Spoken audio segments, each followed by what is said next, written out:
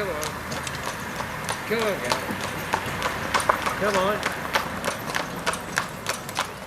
Hello, hello.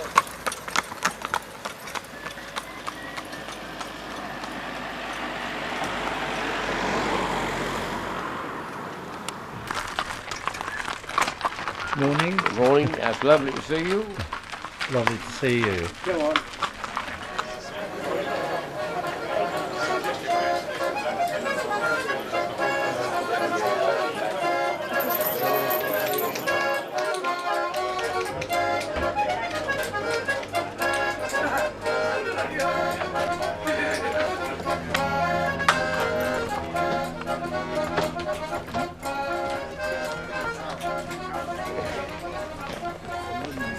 Yeah, got what I want and do what I want, you got to, ain't you?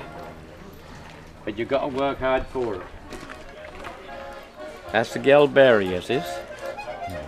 And you're only a late are you there?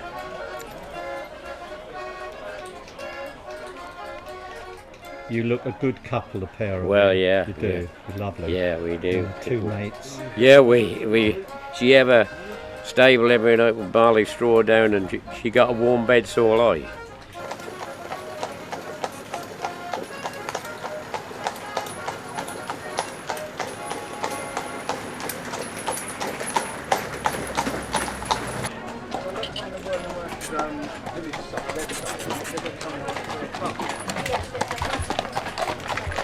Whoa!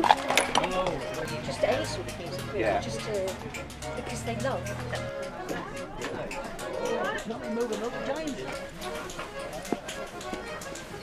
She's curious about the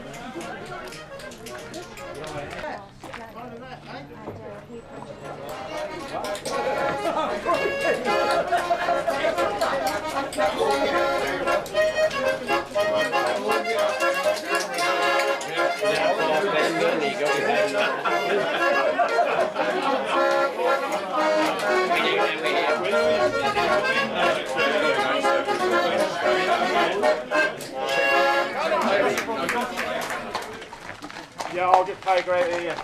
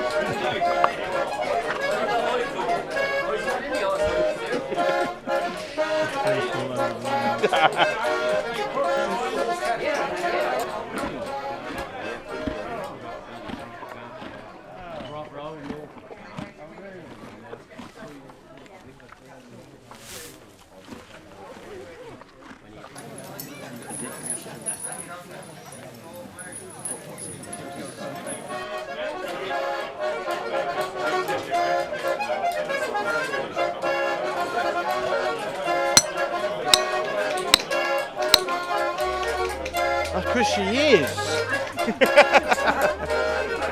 2 years. Is that 2? Yeah, it's 2 years.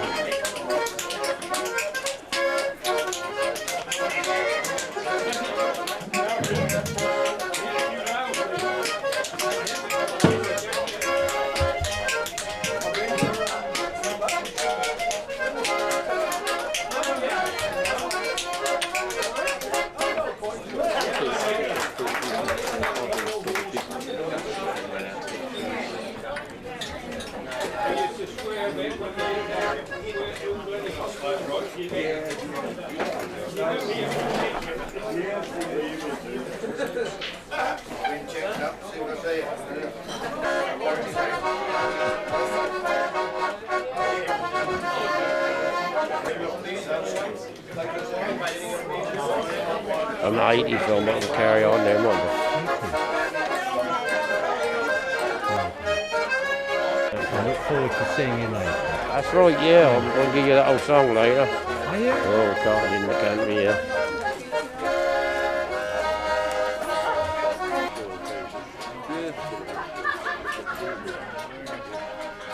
Yeah, you made me very welcome. I did, we met you, I don't know from, but, and you come in. We went in and had a drink, didn't we? We did. And we're now friends, you know. We are. Yeah. We Yeah, are. lovely little old girl. Yeah, it's a really friendly little village. That is, yeah.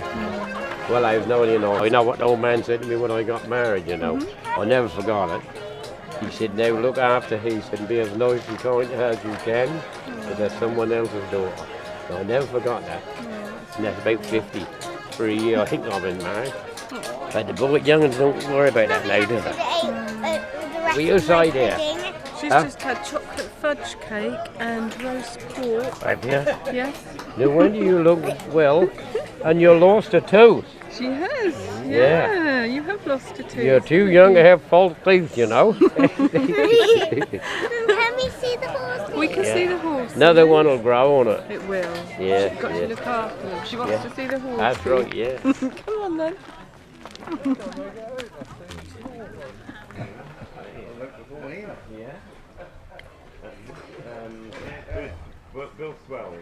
Yeah, she got water, and if she want water and I come over here, she'll nag me and say, come on, give me a pail of water. Bella, do you want to stroke her little neck? She's got a really soft neck.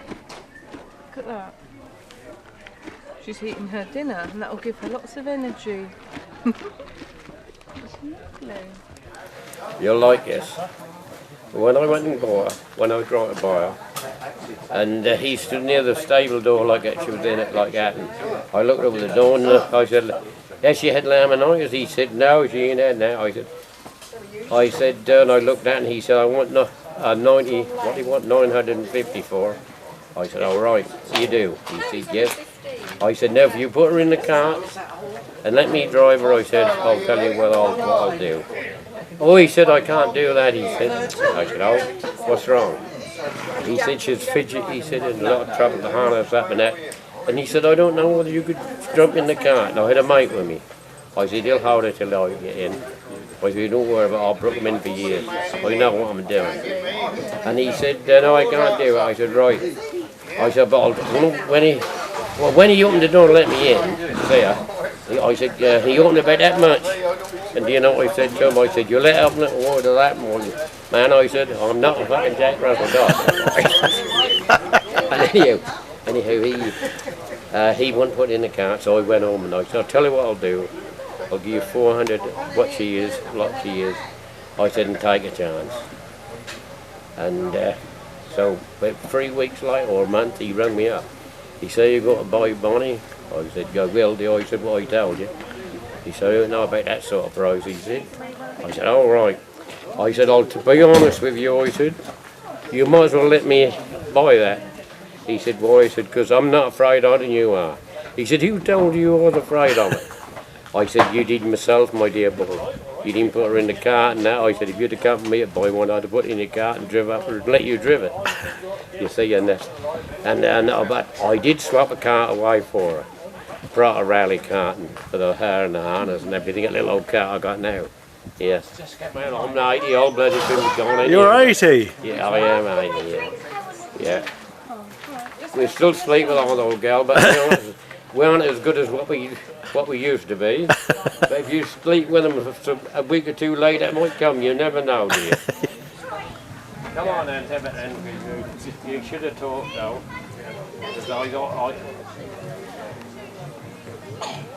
I had to give a walk because I used to give the other one beer.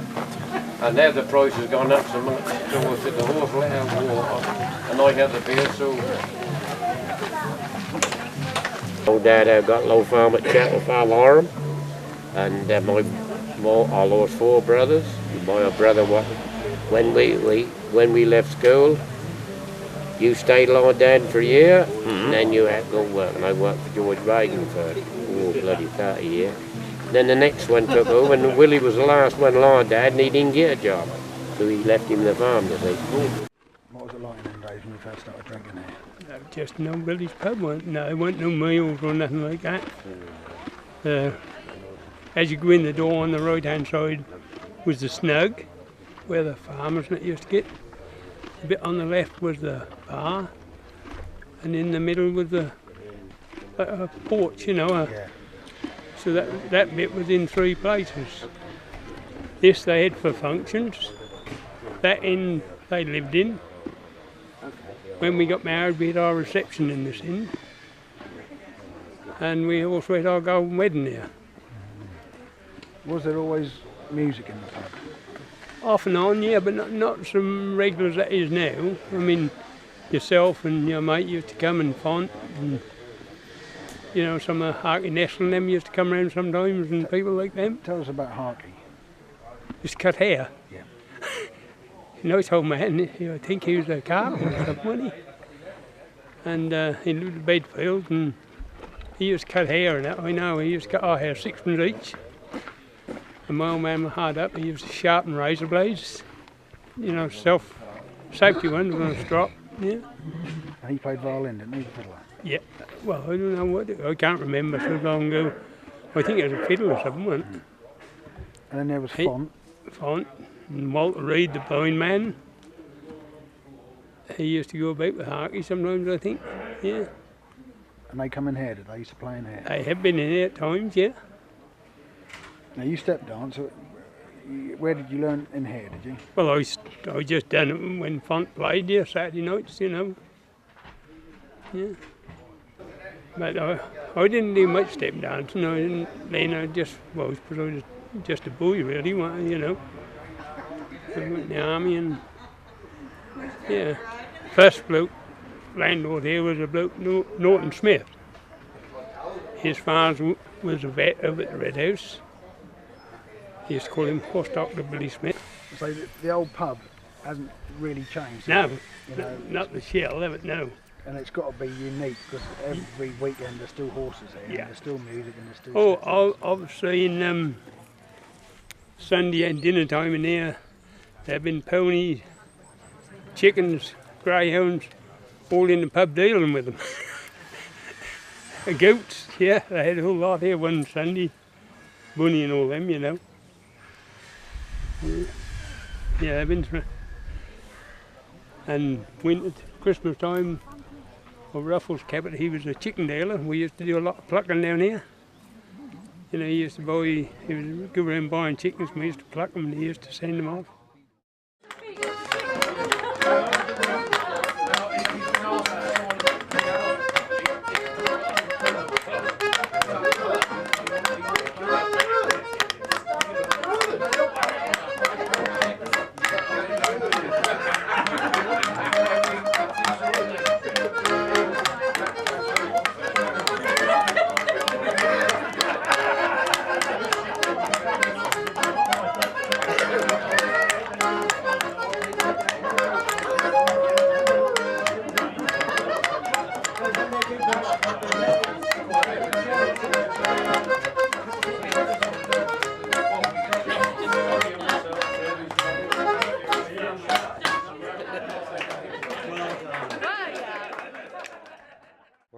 my mother and father, they had 17 children, and they had 10 boys and 7 girls, and most of them sing and dance.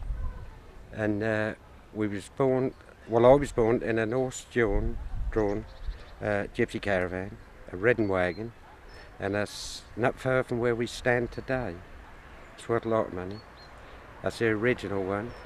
And my father used to take it around England with an horse from one end of the country to the other. You know, you wouldn't do it with a motor now, but he used to do it with a horse then. And we worked on the land all our life. But years ago, when he was bringing us up, he was a scissor grinder, an horse dealer and that, you know, like they did. And then when the children got a bit bigger, we travelled all the country doing land work. Potato picking, sprouts, everything. Plum picking, apple picking, everything. And that was a hard life, but it was a nice life. You spent most of your time outside, you know, round a fire.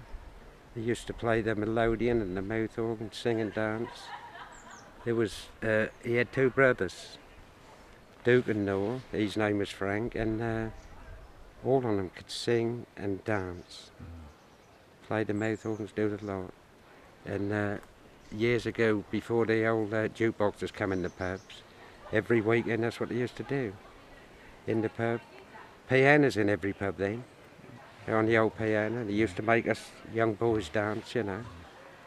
But I've got a brother, I think, I've seen hundreds of dancers. I think he's been one of the best dancers there is. And years ago, it must be 50 years ago, they had a talent competition at Norwich. And there was 2,000 people auditioned to get on the telly. But at the end of the day, there's only 3 can go on there. And he was amongst the 3. And when it went on television, he's only a boy like him, he got second. And after he got second, there was people looking for him. They wanted to do something with him, you know.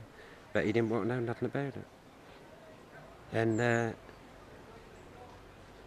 when he dances at his best, if he's in a pub and have a pint or two, and he's in the mood, and he can sing like Slim Whitman, exactly the same. Yodel. Fantastic. Talent to burn, you know what I mean? But he's getting on now, like me. He's still got hair and I haven't.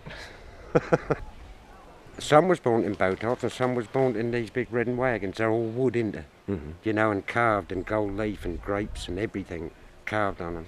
And some on them. And he had that for years. Had one horse used to pull this big wagon up the country and down.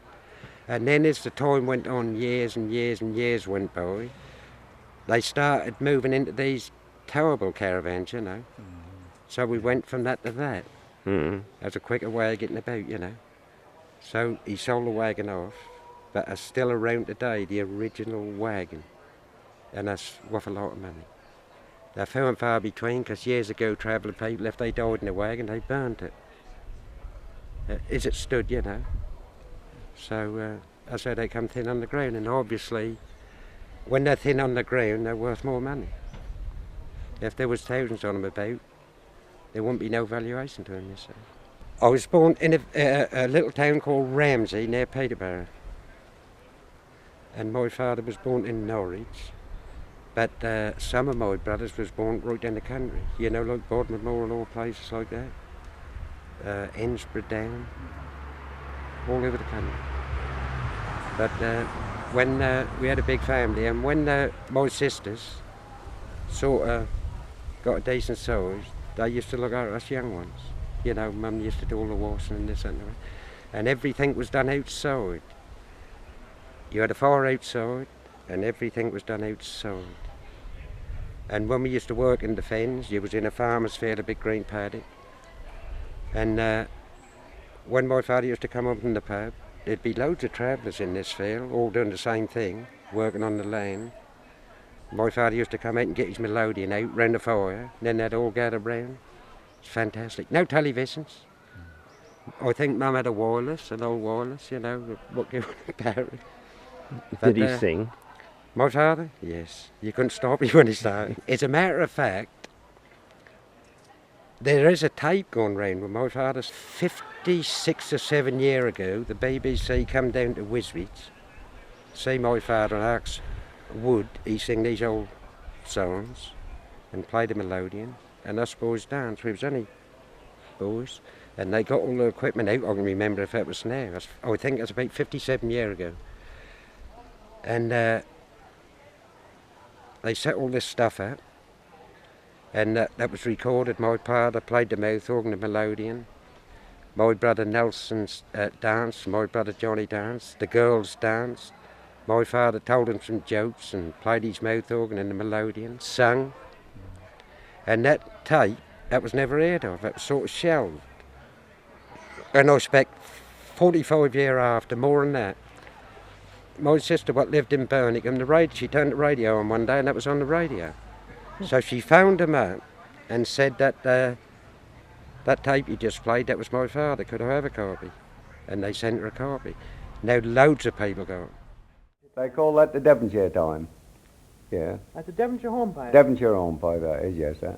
And you've seen them. You've been in Devonshire, yeah, yes, sir. Yeah, and that's all Devon time, that is. You mean there's a difference in speed of the dancing? Or well, they're different sort of country dancers, you know. They all dance at their one time down that way. The one step, what they call the bag step, Devonshire bag step. And what other styles are there, Frank? Well, there's we can do the first step in the 7 flanks, and we can do the 7 steps right the way through, sir. Have you ever had a sort of competition amongst yourselves? Oh yes, sir. Yes, I got a boy here. He's won 2 or 3 prizes. I once danced in Devonshire, and I won a bottle of porter at a little place just out of Newton Abbot. I was the best dancer down that country one time. Me and the missus, when we was younger, we used to dance a good bit, you know, and sing a good bit. We could do anything a good bit that time of day. Which is the boy that's won the... My boy John here. Mm-hmm. Yes, he's 19-year-old, and he's as good a dancer as you'll find among all gypsies, he is. Yeah, doubling trouble, and keeping his proper time and putting the beats in where they should be. He won a prize at Saxthorpe in Norfolk, a little village called Saxthorpe, and another one in Beccles in Suffolk. He's a good dancer, he is. He's all-round dancer. He can dance to hornpipes, jigs, breakdowns, or he can dance to the latest style music, anything. My mother, the pinafore she had, you know, you used to put your arms through them and like that and do them up with a belt, you know. And they was made for donkey's years at the same place by the same woman all my mother's life, right in the country. She used to get the material, buy it, my father used to send it, and these pinafores would come back, you know. And my mother had long black plaits down to there. Never looked in a mirror in her life. She'd sit on the settee and do all this and put these pins and that in the bag, you know. And she had black hair when she died, 76. And my father never looked in a mirror in his life to shave or comb his hair. Never had a shaving brush. He used to lather his face with soap and stand there like that and shave as clean as anybody. He had a brother, he's a big fella, Noah his name was. Oh, if he sang here, you could hear him in the next village. Oh, it was fantastic. Fantastic. And he had the same voice when he was 70-odd years old. And he was all the travelling people knew him. He'd get in and he loved it. And he was a big man, big heavy man, and he could dance as well. Always danced with big heavy boots on, you know. But they enjoyed themselves. They used to call them the Western Brothers. But then they had a brother called Duke. He could sing and dance. And he about as big as me. Fit man. But they were fit then, because years ago they used to go around sharpening knives and that with the old grinding barrow. And they used to push the grinding barrow from one village to the other. They walk all day, fit. They were fit. And if he went to Bristol, somewhere like that, he'd say to Mother, I'll go down there for a fortnight. Earn some money, used to send it back to Mum. He'd put the barrow on the train, and they'd get on the train, they'd go down to Bristol.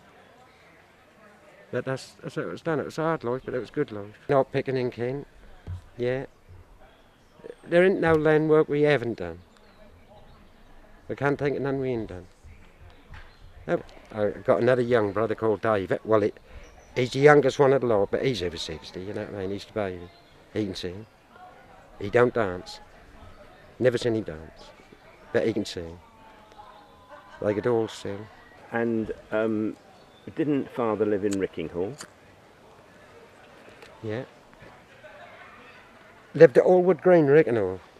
Oh. He bought a plot of ground there, and it had an old house on it. The house was derelict, and it was knocked down, and we pulled on it with all the vans and that, you know. And my father had a little shelly bungalow built on the front, all wood. Lovely. And we had several years there. And then the boys got married off and what have you, and they was up there on their own, and my father had his toes off in the end. He got frostbite or something in him, and he couldn't drive to the shop or anything with the van, so he sold it and moved down into Rickinghall. Had the odd hedgehog or two, rabbits, pheasants. But that was a hard life, but that was a lovely life, you know. What, did you eat the hedgehog? Yes. Yeah. Fantastic. A lot of people say cook them in clay. But what my father used to do, how the travelling people do them, you shave them. Now this seems funny to you, but it ain't. My father used to sharpen a knife, and he could wet his hand on there like that and go like it and take all the hairs off. And when you kill a hedgehog, you pull his legs and nose out like that, you know, and you put your foot on his nose and you shave him. All the prickles fly off, you know. And then after you shaved him, you got a big fire with a lot of flare, and you set him on it, and he blow up like a football. And you scrape him as clean as that. Cut his legs off, open his legs and cut him out, split him down the back, pull all his guts out, throw him away, take his head off, and then bake it. And that's the sweetest meat on the face of the earth. Definitely. My missus wouldn't cook one. She wouldn't put it in the oven. She wouldn't. Everything was cooked outside in the pot. Meat puddings, everything. And you could put a lump of meat in there, like that in a pot, and set it on the fire. Put the lead on it, cook. Yeah. And fry. My mother used to wash in a tub on a fire outside, all the clothes in it, get them out, rub board in a tub, have a line of washing from out of the pub. And the people used to remark how white she could get the boys' shirts. She used to get them as white as that horse's coat up there. But that was then. Years ago, when you travelled about with a wagon, done a few mile, if you see a big wide verge on the side of the road, green verge, you pulled out there. Stayed sort of overnight, lit a fire, fed the children, whatever. And the minute you pulled up, there'd be a policeman out you, and they were on a bike. You can't stop it, you can't stop it. My father wouldn't move, you see. And if he had the chance, what he used to do, he'd take a wheel off the wagon, hide it away, so when they come, he'd say down the wheelroad's been mended, you know. So you could stop and it was mended. But anyway, this policeman come one day, 6'5", on a bike, wanted my father to move and he wouldn't move. So they got arguing. And my father said to him, he said, you wouldn't have so much to say if you never did that uniform on. He said, I can take it off. So this policeman took your uniform off, and they fit in the road, and my father slaughtered him. And they reckon when he led across the road, he more or less reached from one side to the other, because they was narrow roads, weren't they? So the policeman summoned him, my father, and took him to court. But they took you to court quick then, not like next month, you know, like the next day or whatever. So when they stood in court, my father and this policeman, the magistrate said to this policeman, you can't tell me that little man done that to you. He said, yes, he did. They said to my father, £2 or a month. He said, I'll do the month. £2 was a lot of money. Do you know what the policeman said? He said to the magistrates, I'll pay his fine. And he paid his fine. I tell you what, my mother stood in court with a little baby in her arms. And it pricked his conscience, didn't it? Thought he's going to prison. She got a little baby. The policeman paid his fine. When they come out of court, my mother thanked the policeman for paying the fine. And the policeman said to my father, do you know who I am? He said, no. He said, I'm the champion of the police force. Look what you done to me. But he could fight. And a lot, you know, years ago, all the travelling men could fight. You know, there was some better than others, obviously, but we was brought up very strict. I had 9 brothers, 10 were me, and none of us boys ever swore in front of my mother, you know. And if my father was going out for the dance, something had to be done, he'd say, when I get back, I want that done, and that be done. He never did you knock me about, had a good bed to lay in, plenty of food, but he was strict. And you didn't back answer then, you did it. You know, but things have changed, didn't they? Sure. Well, you know, like summertime, you probably had a good ridden wagon. Then you'd have one not so good, you know, like a barrel top, for some of the gals and what have you. You had, someone would sleep in the floor, and the beds there, Mum and Dad sleep on top, and there was 2 doors pulled back like that, some of them in there, and if it was lovely weather in the summertime, you could sleep under the wagon. It was harder then, you know what I mean? You spent most of your life outside, you know, under the stars, round a fire, whatever. Lovely life, I don't regret a minute of it, I love it. Love it. Years ago, a lot of travelling people used to tell the fortunes and that, you know, with the old wagons and what, at these fairs. Yes, my father used to make the pegs, clothes pegs, and my mother used to sell them, a basket on her arm full of pegs, and they used to make these flowers and that. I don't know if you ever seen one, but you know elder bush, you cut the branch out of the elder bush, peel it, and you could shave it, sit there and shave it with a shut knife, and make a big round chrysanthemum like that, all curly. And you could dye it, red, pink, any colour you like, and then cut the privet out the edge and stick the privet up it. They'd go around selling them. That's what they done years ago. Yeah. The thing is, you have to be somewhere. You can't hover in mid-air, can you? And if you pulled into a village and they didn't want you, and you moved to the next one, they didn't want you there. So that's ongoing circle, you know what I mean? And you know Billy, don't you? Yes. He's had, the wagons he's had is uncountable, you know. Is that? Yeah, he's had some goodness. Horses. I've seen him with 100 horses. Really? Coloured ones like that there, 100. Yeah.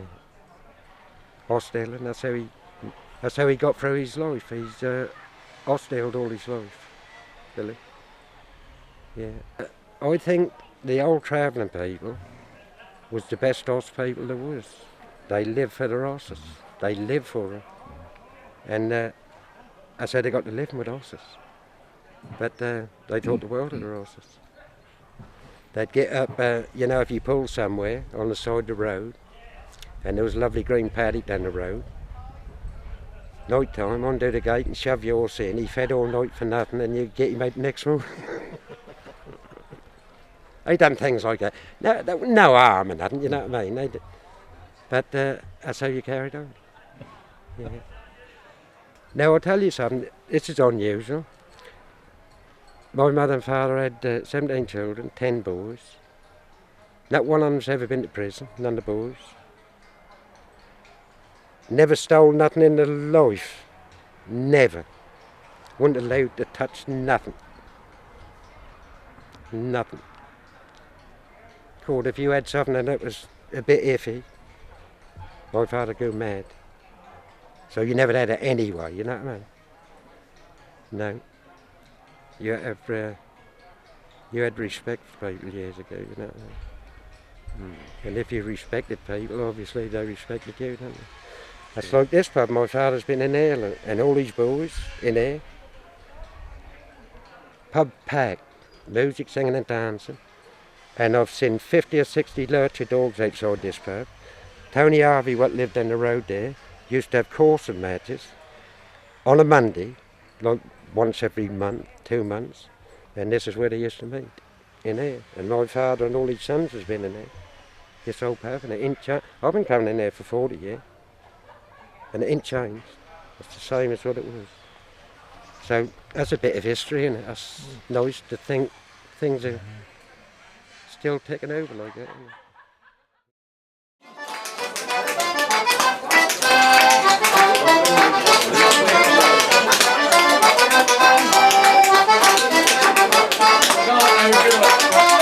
No,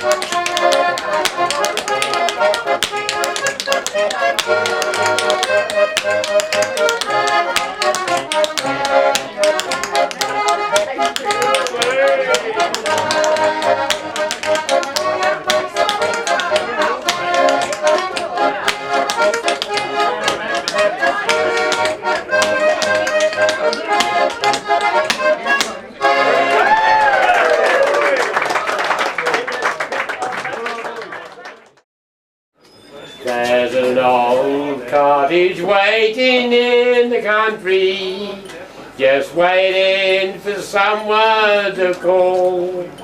There's an old kettle boiling by the fire, there's an old welcome mat in the hall. There's an old mum and dad, they're waiting, for the son has been gone for so long. There's an old cottage waiting in the country, just waiting for the boy to come home. Now many, many years he have to leave them and travel across the foamy sea to fight for the things that he believed in, with a song and a guitar on his knee. And they hoped and they prayed he'd return to them, and the weeks slowly turned into years. Many nights they have been so lonely, and many nights they have been many tears. There's an old cottage waiting in the country, just waiting for someone to call. There's an old kettle boiling by the fire, there's an old welcome mat in the hall. There's an old mum and dad, they're waiting, for the son has been gone for so long. There's an old cottage waiting in the country, just waiting for the boy to come home. Now the old man is tired and he's weary, his back bent over with age. The old woman sits by the fire and just gazes into the flames. There's a table that sits there beside her, of the pictures of the son she misses so, the son she used to kiss so dearly when they left them so many years ago. There's an old cottage waiting in the country, just waiting for someone to call. There's an old kettle boiling by the fire, there's an old welcome mat in the hall. There's an old mum and dad, they're waiting, for the son has been gone so long. There's an old cottage waiting in the country, just waiting for the boy to come home.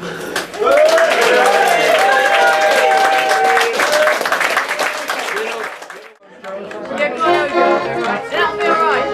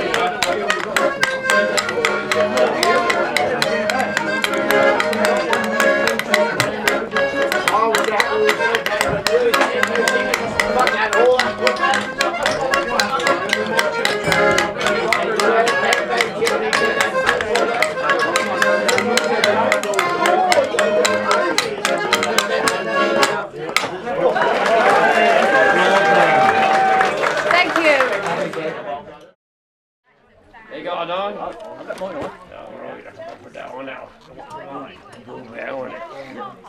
I'll do the Brits and stuff. You'll do the Brits, are you? Yeah, well, yeah.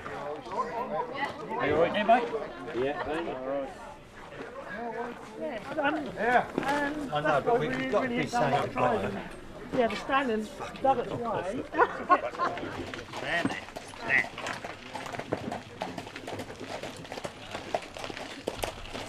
See you later. See you next week. See you next week. See you, cheers.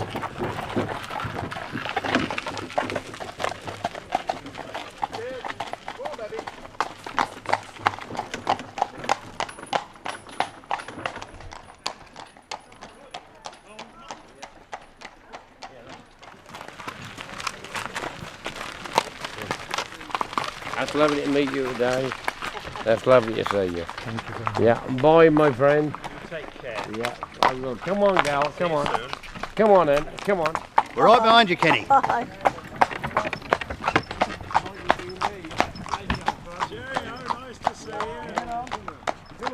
I'll see you. Bye. Come on, get up. Do it.